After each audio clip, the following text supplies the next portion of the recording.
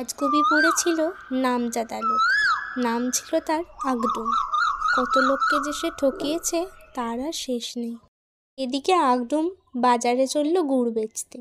হঠাৎ আজবনগরের মোড়ে আরেকটি লোকের সঙ্গে তার দেখা হলো। তার পিঠে দড়ি দিয়ে একটা তরোয়াল বাঁধা। আগডুম বললে, তুমি কে ভাই? লোকটি বললে, আমি বাগডুম। তোমার নাম কি?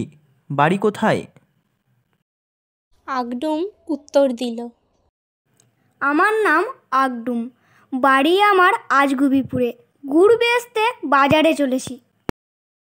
বাগডুম বললে, আমি এই তলোয়ারটা বেচতে চলেছি। এটা আমার নিজের হাতের তৈরি, খুব মজবুত আর ভালোও, অনেক টাকা এর দাম। আগডুম বললে, ভাই, তুমি আমার এই গুড়ের হাঁড়িটা নাও আর আমাকে তোমার তলোয়ারটা দাও।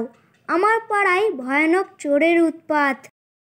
বাগডুম বললে, বেশ, আমাদের পাড়াতেও ভালো গুড়ের খুব অভাব।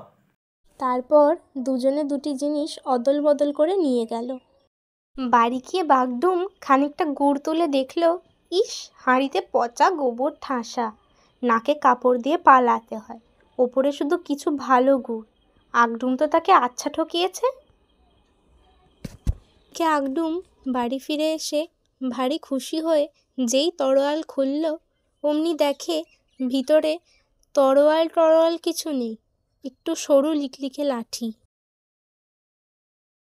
দুজনে ভেবেছিল দুজনকে বেশ ঠকিয়েছে। আগডুম আজগুবিপুরের চোর আর বাগডুম আজবনগরের ঠগ। আগডুমের কাছে ঠকে গিয়ে বাগডুম প্রতিজ্ঞা করল তাকে ঠকাতেই হবে। একদিন শীতকালে বিকেলবেলা আগডুম কিছু পচা ডিম নিয়ে বাগডুমের বাড়ি হাজির হল। বাগডুম, বাড়ি আছো হে? আগডুমের গলা চিনতে পেরে বাগডুম বললে, আরে এসো ভাই আগডুম, সেই তোমার টাটকা গুড় দিয়ে এমন চমৎকার পিঠে খেয়েছিলাম যে অসুখ হয়ে গেছে। ভাই, তোমার তরোয়াল এত চমৎকার আর ধারালো যে তার তুলনা হয় না। যত চোর আর ঠক সব ওই তলোয়ারের ভয়ে দেশ ছেড়ে পিঠ টান দিয়েছে।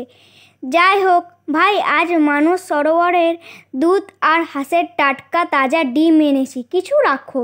এমন ডিম ত্রিভুবনে মেলা ভার। বাগডুম বললে, বেশ ভাই, আমি ডিম বড় ভালোবাসি, তুমি সব ডিমই আমাকে দিয়ে দাও ভাই। অসুখে ভুগছি, বিছানা ছেড়ে উঠতে পারছি না, ওই কোণের থলেটায় টাকা আছে, তোমার ডিমের যা দাম তা নিয়ে যাও।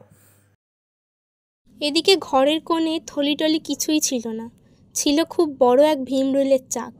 অন্ধকারে টাকার থলি ভেবে যেই আগডুম হাত দিয়েছে, আর যাই কোথায়, বড় বড় ভীমরুল চারদিক থেকে এসে তাকে এমন কামড় দিতে লাগলো যে আগডুম প্রাণের দায়ে একেবারে পগার পার। ছোট্ট বন্ধুরা, তোমাদের আজকের গল্পটা কেমন লাগলো অবশ্যই জানিও।